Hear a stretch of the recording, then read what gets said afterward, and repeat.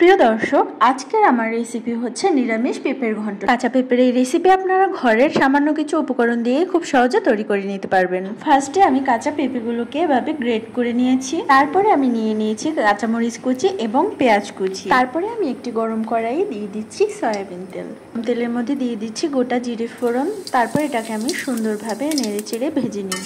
তারপরে এর মধ্যে দিয়ে দিতে হবে কেটে রাখা পেঁয়াজ কুচি এবং লঙ্কা কুচি। তো আমি দুটোই এখানে দিয়ে দিচ্ছি। এবার এটাকে আমি হালকা বাদামি রং করে সুন্দর করে ভেজে নিচ্ছি। এটাকে হালকা করে ভেজে নেওয়ার পরে এটার মধ্যে আমি দিয়ে দিচ্ছি ঘষে রাখা বা গ্রেট করে রাখা সেই কাঁচা পেঁপেগুলোকে।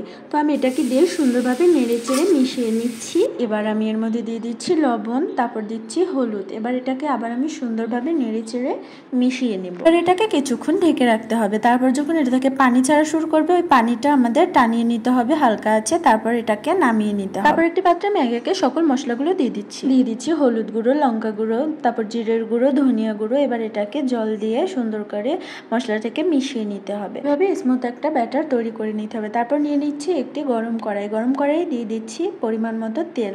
তারপর আমি তেলে দিয়ে দিচ্ছি চিনি, তারপর দিয়ে দিচ্ছি এলাচ, তারপর এর ভিতরে দিয়ে দিচ্ছি পেঁয়াজ কুচি। এবার এটাকে আবার বাদামি রং করে ভেজে নিচ্ছি এবং এর মধ্যে দিয়ে দিচ্ছি তৈরি করে রাখা ওই মশলার ব্যাটারটাকে। এটাকে আমি ভালোভাবে কষিয়ে নিচ্ছি। যখন এটা থেকে তেল ছাড়া শুরু করবে তখন বুঝতে হবে এটা কষানো হয়ে গেছে। কষানো হয়ে গেলে এর ভিতরে দিয়ে দিতে হবে কেটে রাখা আলু। তো আমি এর ভিতরে আলুগুলোকে দিয়ে দিচ্ছি। এবার আলুগুলোর ভিতরে দিয়ে দিচ্ছি হালকা পরিমাণে লবণ। তারপরে এটাকেও নেড়ে চেড়ে ভেজে নিতে হবে। এর ভিতরে তারপরে দিয়ে দিচ্ছি পরিমাণ মতো জল। এবার এটাকে বলক ওঠা পর্যন্ত এভাবে জাল করে নিতে হবে। আপনাদের যদি পেঁপে গ্রেট করাটাকে অনেক কষ্ট সাপেক্ষ মনে হয় তাহলে আপনারা শিলপাটায় বেটে বা ব্লেন্ডারে গ্রেট করে নিতে পারেন। এবার বলক উঠে গিয়েছে। এবার এর মধ্যে আমি দিয়ে দিচ্ছি ভেজে রাখা পেঁপে। তারপরে এটাকে আমি নেড়ে চেড়ে সুন্দরভাবে মিশিয়ে দিই। এর মধ্যে গরম মশলার গুঁড়ো দিয়ে এবার এটাকে আমি সুন্দর করে মিক্স করে নিচ্ছি। সুন্দরভাবে সকল মশলাটা এর মধ্যে মিশিয়ে দিতে হবে। তবে জাল করে পানিটা আমি শুকিয়ে নিয়েছি। এবার এটাকে নামিয়ে নেব। নামিয়ে আমি সুন্দর করে পরিবেশন করে দিচ্ছি। কাউকে যদি না বলে আপনি এভাবে এই রেসিপিটা করে খাওয়ান তাহলে কিন্তু সে কখনোই ধরতে পারবে না যে এটা পেঁপের তরকারি। তো এভাবেই তৈরি হয়ে গেল আমার নিরামিষ পেঁপের ঘন্ট।